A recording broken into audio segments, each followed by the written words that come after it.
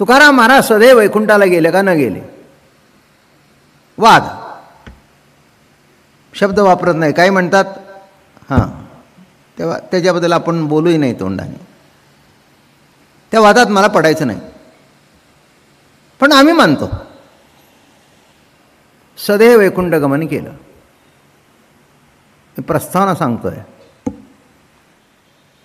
भाषा जरी भिन्न असली तरी व्यक्ती कशी एक आहे. का? मी नव्हतो, तुम्ही नव्हता. जे आक्षेप घेतात तेही नव्हते. जे आक्षेप घेतात त्याच्यावर सध्याची मंडळी तेही नव्हते.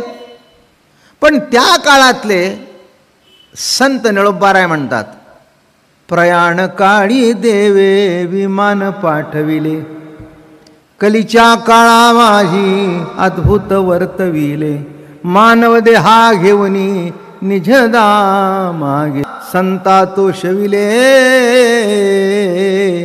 जय जाजी सद्गुरु स्वामी तुकया दातारा, तारक तू सकळांचा जीवलग सोयरा,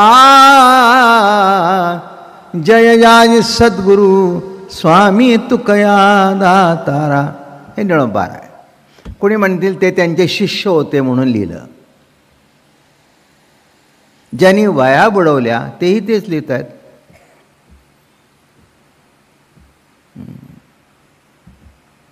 वया बुडवल्यानंतरल्या हे मोठी मोठी माणसं मानत नाहीत, पण तेच लिहित आहेत. जेणे केला हा पुरुषार्थ धन्य तुकोबा समर्थ, जळी दगडासहित वया तारियल्या जैसा आलाया, म्हणे रामेश्वर भट्ट द्विजा तुका विष्णू नाही दुजा. नाही का? निळोबारायला बाजूला काढू. आता बाबा महाराजांवर प्रेम करणारी मंडळी म्हणतील बाबा महाराज फार सुंदर सांगतात. म्हणून जे प्रेम करतात तो भाग निराळा. पण ज्यांनी वया बुडवल्या अहो त्याचंही तेच मत. किती आश्चर्य आहे. बरं, भिन्न मत सांगतो. रामदासी संप्रदायाचे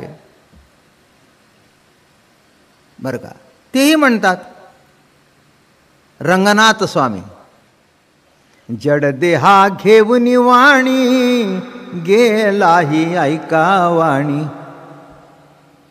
काय म्हणतात?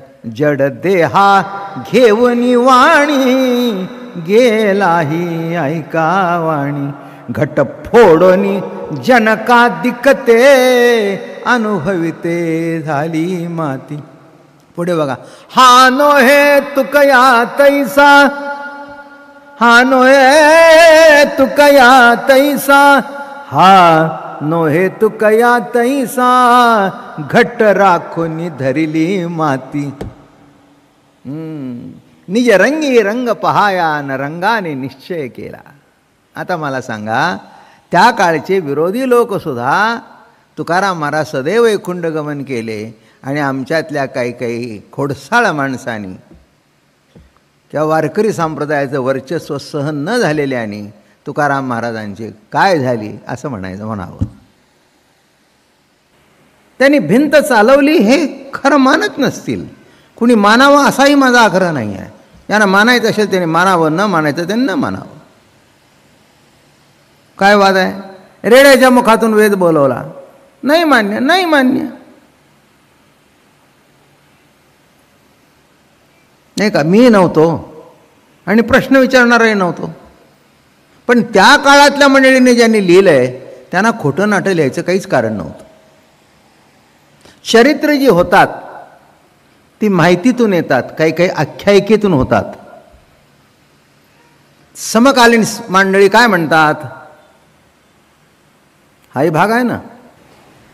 एक व्यक्ती देव मानणारी नव्हती, मोठी साहित्य क्षेत्रामध्ये मोठं नाव कमवलेलं. ते पंढरपूरला गेले आणि पांडुरंगाच्या दर्शनाला गेले. माणसं म्हणाली की तुम्ही देव मानत नाही, मग दर्शनाला कसे गेला?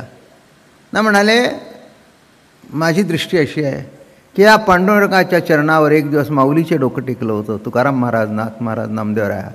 तेव्हा त्या चरणावर डोकं ठेवावं म्हणजे ज्ञानोबारायाच्या मस्तकाला मस्तक लागेल. कशाकरता सांगितलं हे लक्षात घ्या. तसं ज्ञानेश्वर महाराज एक का दोन, आणि हे का नाव घेत नाही मी, फार मोठी व्यक्ती, विद्वान मंडळी,